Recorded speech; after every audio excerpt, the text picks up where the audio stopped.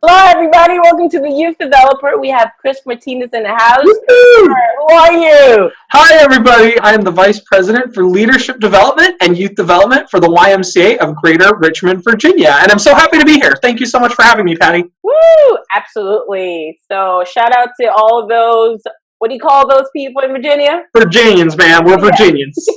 Awesome. So Chris, this is such an important topic that a lot of people don't talk about, which is youth development.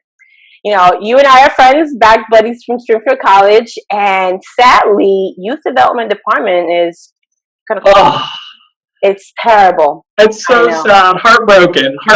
It's such important work. It totally is. I know I changed my life being there in Springfield, and just like having friends like you, our mentors, Paul and Susan. So everybody, Chris and I go way back, 2006. Oh my gosh, that's 10 years. Yes. Time for reunion. It is. Soon. I asked. Awesome. So let's dive into the questions. And what do you want to change in the field of youth development? I think with youth development, my dad used to ask me if I just played with kids all day. That's what he asked me. He said, "Oh, you just play with kids all day." And I want to help people understand that youth development is so much more than that. It really is about the mind, spirit, body connection. It really is about helping lift kids up, self-esteem, character development. It's about allowing kids to realize their full potential. YUSA says their God-given potential. So depending on what your background, your faith background is, your faith tradition, it's your God-given potential. If that's not your faith tradition, it's just your potential and your ability to realize who you are and what you can be. And I think helping people to understand that it's not just playing games and singing songs, but it's really about helping to develop that child holistically.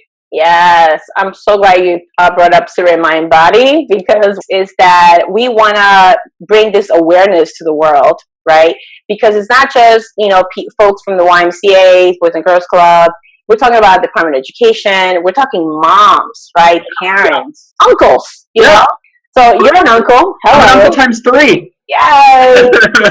And I'm an auntie of Sammy and Claire.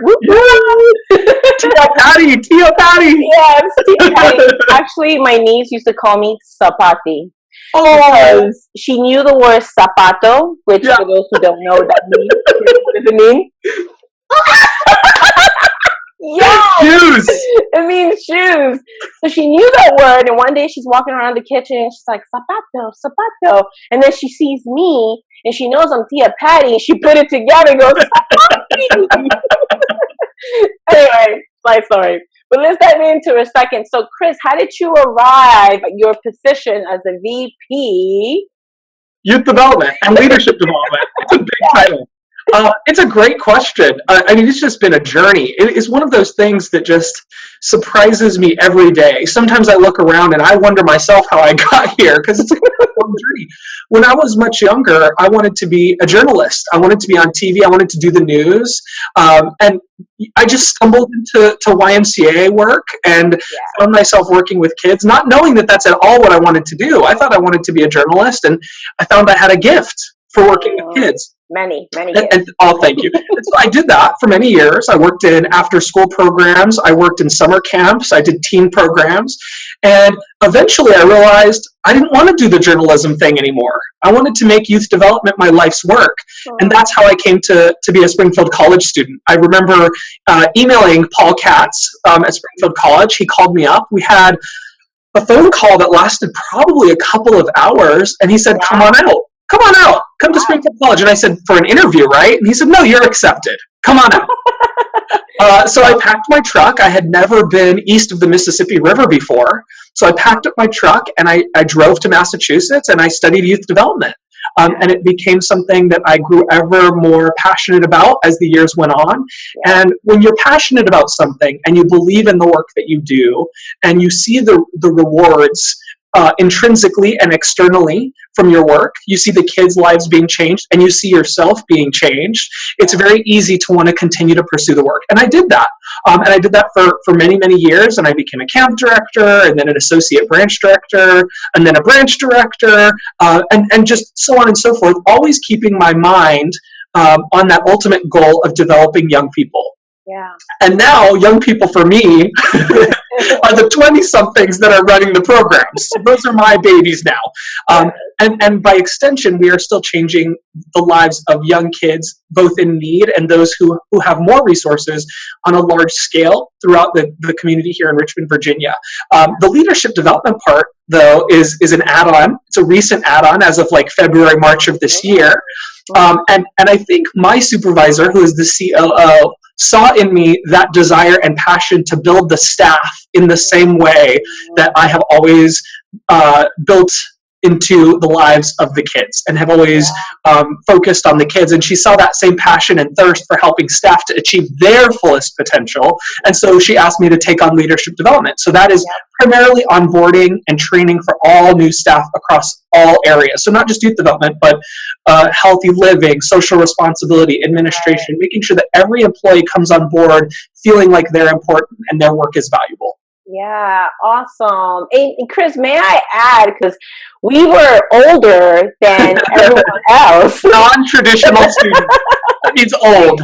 Non-traditional. That's the word, you know. And I think that's like so huge for those who are going to be watching this video, you know, that it's never really too late to pursue your dreams. Absolutely. So you're an inspiration to many people. Oh, thank you. You are too, Patty. I mean, it really is important to understand that at any stage in your life, whether you are just entering college or whether you're making a career transition or change out of something else that maybe not as fulfilling to you, that this is a great field. This is a great field where every day you feel like your work matters. And there's hard days, there's really hard days, and there's days that are a blast. But every day you go home and you sleep well at night knowing that your contribution matters and that what you've done that day matters. And I agree with you 100%.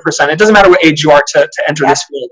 Absolutely. Yeah. So what do you want to, I mean, I know you're a VP now. Where's your end goal? What do you want to achieve in your journey? Well, you know what's funny? The target keeps moving. Every time I think I know what I want to do, life has other plans for me, or some people would say God has other plans for me. I try to keep an open mind, especially because I always thought youth development was always going to be my course of action. And again, it is always going to be in my heart and soul to grow young people and develop young people. At the same time, recently I've really developed a passion and an interest in diversity and inclusion issues. And that's making sure that everyone has access to the great things that our YMCA offers. So whether you are a person of color, or whether you are a millennial who doesn't oftentimes get a seat at the table, or whether you are a female in a largely male-dominated YMCA or organization, I want to make sure that everyone gets an opportunity to be a part of what we're offering. And so that's something that I could see myself doing long term. I could see myself taking my passion for leadership development and youth development and channeling that into my diversity and inclusion work. And I do a lot of that through my YUSA lens. I'm a trainer for YUSA. Oh, awesome. And it's great. A lot of fun. And I teach a class called Dimensions of Diversity. And I've taught that all over the country. And that's something I could see myself doing long term. I don't know exactly what that looks like, but we'll find out. Yeah. And we'll follow you for sure. Yay! Come with me, Patty. Awesome. So you're the VP, you do trainings, you also do trainings for YMCA USA. That's awesome. So can we dig in a little bit into your day-to-day activity? What do you have to do day-to-day in your position?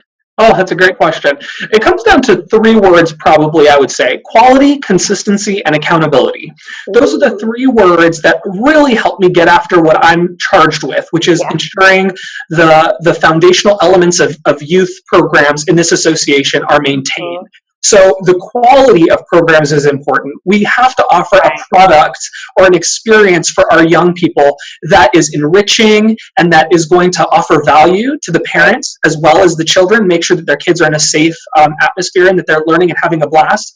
Consistency is important because you can't go to one after-school program and have a great experience and then you go down the road to another one of our programs and the quality is suffering. So Right. quality and consistency are both important. And probably the most important part of my job, but the least glamorous part, is the accountability piece. Because there are so many people who work for this organization, and everybody has their idea of what quality should look like and what consistency should look like. And it's my job sometimes to be the carrot, and sometimes it's my job to be the stick. So depending on what is needed, sometimes I get to be the one who comes up and encourages people and supports people. Yeah. And then on the other side of that coin, sometimes I have to be the hammer. You know, I have to be the bad guy sometimes, and I might have to be the one that says, I know you have a really good vision for what this program looks like, but that's not where we're going as an organization. We're going in this direction, and we would love you to come along with us for the ride. So I think that the accountability piece is, of that equation, sometimes the hardest, because there are people who are very pleased to join in the larger vision, and then there are some people who just don't see things the way our organization sees them, and they have to go somewhere else. And that's okay too. The YMCA is not for everybody. They may have another organization or another role that is a better fit for them. Right. Yeah. No, that totally makes sense. But accountability is such an important thing, because you're you're the alignment of quality, bringing that standard. So that's awesome. Yeah, easier than done too. The quality part is a little more fun, because quality involves how we talk to kids, the activities that we offer, the healthy living and fun activities that we try to build into everything we do. So all of that is the fun part. The accountability sometimes can be challenging, and it's really just making sure that you have systems and processes in place that allow people to thrive, and the way that all of us want to know what's expected of us, right? We all want to know what we are supposed to be doing, and when people don't know what is expected of them, and they don't know what they're supposed to be doing on a day-to-day basis, and nobody's checking in or following up, people are left to their own devices. And some people do well in that environment. Some people are okay being independent. Other people need their hand held a little bit more, and that's okay. And some people need a little fire lit under them, and that's okay too. Yeah, absolutely. Yeah. Awesome. So just to get to know you a little bit better, for those future upcoming people who want to maybe perhaps be the next VP in your YMCA, so just as far as you, what are you currently reading to sharpen yourself? You know I love books. I love books. I actually so there's a few things actually. One of them is a book I turn to all the time. It is a book called Axiom, and it's by a pastor named Bill Hybels, and he is the pastor of Willow Creek, which is a church just outside Chicago. And he writes a book called Axiom that has very short, just a couple 2-3 page life lessons, and they're really good for somebody who is exploring their personal faith journey, but it's also a great book for anybody who's just interested in business practices and best practices in regard to leading others. So I love that book. I've also started reading a series of essays out of Harvard from the Harvard Business Review, and people think Harvard and they're like, oh, I don't want to read anything from Harvard, that's going to be way too much. They've specifically chosen authors and essays that relate to the average Joe. So these articles are about being your best self, time management, leading others, and they're written in a way that anyone can understand and anyone can grasp the concepts. So I'm reading a lot of those essays, and I just went to New Mexico to visit my family, and that's what I was reading on the plane. Is I was reading these essays about how to better myself, because leaders need to always be focused on sharpening the saw. You need to be focused on making yourself a better leader, so that those people who work for you and around you also are rising to the challenge as well. Because there is that quote from John F. Kennedy that says, "A rising tide lifts all ships." And so if I'm choosing to better myself, the people around me are going to see that. And the people who work with me are going to see that. And they're also going to strive to be their best selves as well. So that's probably why I'm enjoying those books so much right now, because that's what they're encouraging me to do, is to be my best self. Yeah, and all eyes on leaders, right? All eyes are on leaders. Yeah. So, tell us, who are your mentors? Who do you look up to? Oh gosh, there's a lot of people. In terms of in my personal life, there are a number of people who I admire and who I reach out to. My CEO is an amazing man. His name is Tim Joyce. He worked as the COO in Raleigh, where I was before, and he came to Richmond, and I followed like a little puppy dog right behind him. Just a man of great conviction. His personal conviction, his personal desire to do good in the community and to make change and to invest in other people and to express love. He is one of those leaders that is not afraid of saying, I love you. And that sounds super weird for people outside of the nonprofit field, probably. But he is one of those people that, when my dad passed recently, he went out of his way to call me. He went out of his way to write a very kind letter, just expressing his heartfelt condolences. So he's somebody I want to emulate. He's one of those people that puts who he is into everything he does at home and at work, and I admire that. And he's very intelligent, and I do learn something from him every time I talk to him. So in terms of my day-to-day life, I would say TJ is probably one of my role models. I would also say, kind of publicly in celebrity status, I love a couple of women. One passed recently, and that's Maya Angelou. Maya Angelou is somebody who, I would watch her videos, I would read her books, and it always spoke to me in terms of her depth of compassion and her understanding of diversity and inclusion and helping marginalized communities. And kind of one of her proteges and one of her people is Oprah Winfrey, who I love. I love Oprah, and I learned so much from her, and I've also watched her television show and read her books. And so those are a couple of people, one celebrity kind of status, and then one in my personal life that I feel I can look up to and emulate in many ways. Yeah, awesome. What is her quote? What you teach them, but at the end is how you make them feel. Oh, yeah. Paraphrasing here. I know exactly the quote you're talking about. It's something to the effect of, in the end of that relationship, it's not so much what you said.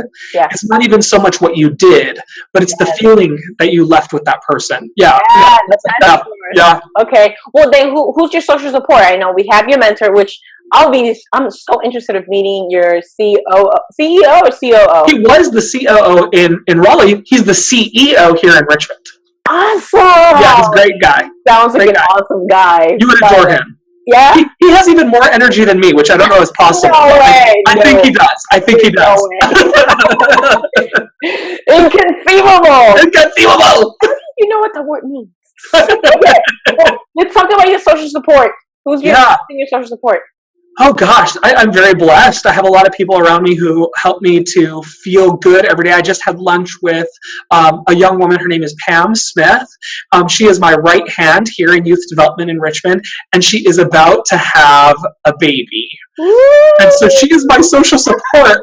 But at lunchtime, I looked across the table at her because she's going to have the baby any day now, Patty. And she said, "It's all going to be okay." And I was like, I sure hope so, because 3 months without my right-hand person is going to be tricky. And again, I have a whole raft of people here who support me and help me to feel good every day coming to work. But Pam is kind of that soft place to land. She's a rock. She's the person who I turn to for counsel and advice. And as a friend, it's somebody that I really genuinely care for and that I can lean on. She also lost her father a few years ago. And so when my dad passed, I said, help me understand what this feels like. Help me understand what the grieving process looks like and what I should expect. And every step of the way, she's been, just a kind-hearted soul. And I think you need that in your social network and your social support. You need people that you can close the door and just cry and laugh and yell, be honest, be transparent. So she would be one that stands out to me. But again, I have a lot of those folks around me that I can lean on. She's the one that comes to mind just because I was just having lunch with her. And I was just looking at her and I'm thinking, oh my gosh, what am I going to do without Pam? What am I going to do without Pam? But we'll check on you this please do. Yes. Sure. Now, here's a question that it's sometimes really hard for youth developers, but I think you're Mr. Fun. So what does Christopher Martinez do in order to play? So I was in Chicago for a meeting, and I had one free night. So I was in a meeting for 2 solid days, but I had one night for myself. Yeah. And so I, on a whim, because I have a birthday coming up, Patty, just like you do. Tomorrow! I know. A birthday coming up. And I said, what am I going to do on my free night? Would you believe that I bought myself a ticket to see Hamilton? I saw it on Facebook! Yes! So I love music. I love, just like you, I love music. I love dancing. I love food.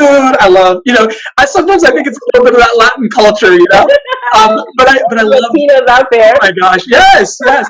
And so I went to go see Hamilton, and it fills my cup in a way that, maybe going to see a movie might not, or as much as I love reading, maybe the book, but going to see something like Hamilton, it's just, transformational for a lot of people, including me.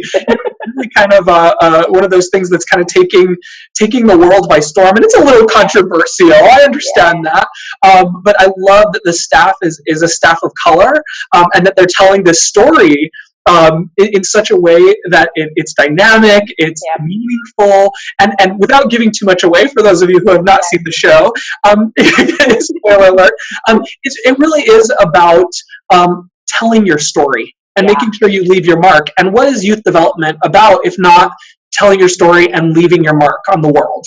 Every kid that we make a difference in their life, we're leaving our mark. So long after, Patty, you're gone or I'm gone, hopefully there will be others that are following behind us. And those people right now might be 30-something, 20-something, or they might be 5 years old.